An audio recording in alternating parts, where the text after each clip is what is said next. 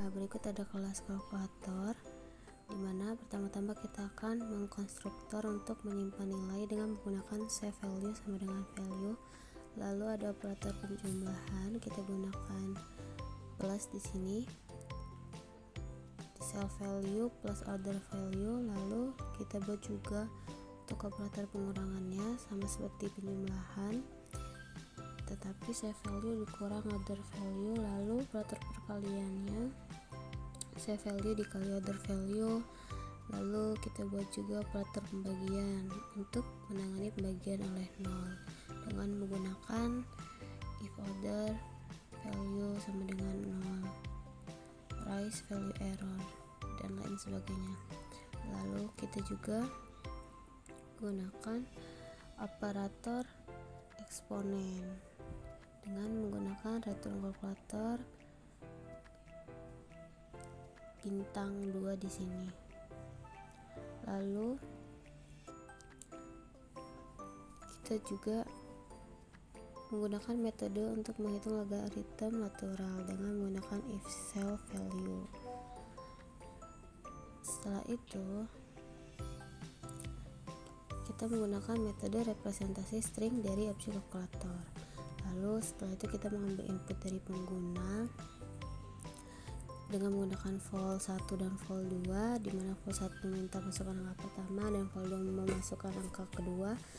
Lalu setelah input dari pengguna, kita akan buat objek kalkulator berdasarkan input dari pengguna tersebut dengan menggunakan num1 dan num2, di mana kalkulator vol 1 dan kalkulator vol 2. Lalu setelah kita membuat inputan dari pengguna dan membuat objek kalkulator berdasarkan input, kita akan menampilkan hasil operasi dari 6 penjumlahan, pengurangan, perkalian, pembagian, eksponen, dan juga yang terakhir ada logaritma angka pertama.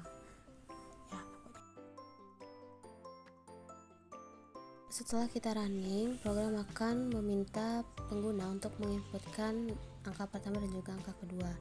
Contohnya di sini 30 dan 80, maka program akan memunculkan hasil penjumlahan di mana kalkulatornya itu berjumlah 110,0, hasil pengurangannya minus 50,0, hasil perkaliannya 2400,0, hasil pembagiannya 0,375, hasil eksponennya 1,47 sekian, dan logaritma angka pertamanya 3,40 sekian.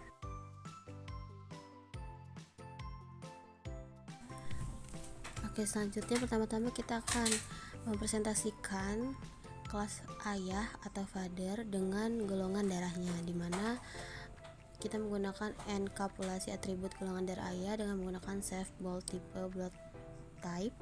Lalu kita yang kedua akan mendefinisikan atau mempresentasikan kelas mother atau ibu dengan golongan darahnya. Sama seperti kelas ayah sebelumnya, kita akan mengenkapsulasi atribut golongan darah ibu dengan menggunakan self blood type sama dengan blood type. Lalu ada di sini ada properti, di mana kita menggunakan def blood type. Lalu kita masuk ke kelas ketiga, yaitu kelas child, untuk menentukan golongan darah anak berdasarkan warisan dari kedua orang tuanya. Nah, yang pertama ini, pada kelas pertama itu kita mewarisi properti dari kedua orang tua, di mana kita father itu kita menggunakan init self father blood type dan mother init self mother blood type. Lalu kita milih salah satu alel dari masing-masing orang tua secara acak dengan menggunakan save both genes. Selanjutnya kita akan menentukan fungsi untuk kombinasi alel golongan darah anak dengan blood inheritance. Ada AO, B, BO, dan lain sebagainya.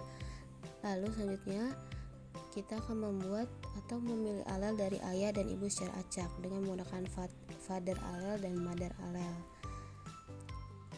sama dengan random choice. Lalu setelah itu kita menentukan golongan darah berdasarkan kombinasi alel yang didapat. Nah, lalu pada ales sama dengan set, kita menggunakan set untuk menghindari duplikasi. Setelah itu kita input golongan dari pengguna dengan menggunakan input seperti biasa, lalu membuat objek father dan mother. Setelah itu kita membuat objek child berdasarkan pewarisan dari ayah dan ibu. Lalu yang terakhir kita menampilkan hasil pewarisan golongan darah anak.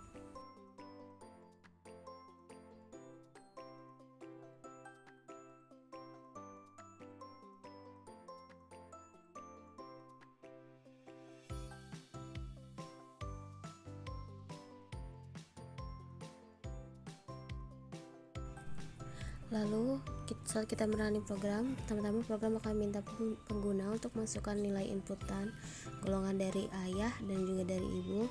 Lalu ketika sudah ditentukan golongan darahnya, maka akan menampilkan golongan darah anak berdasarkan pewarisan.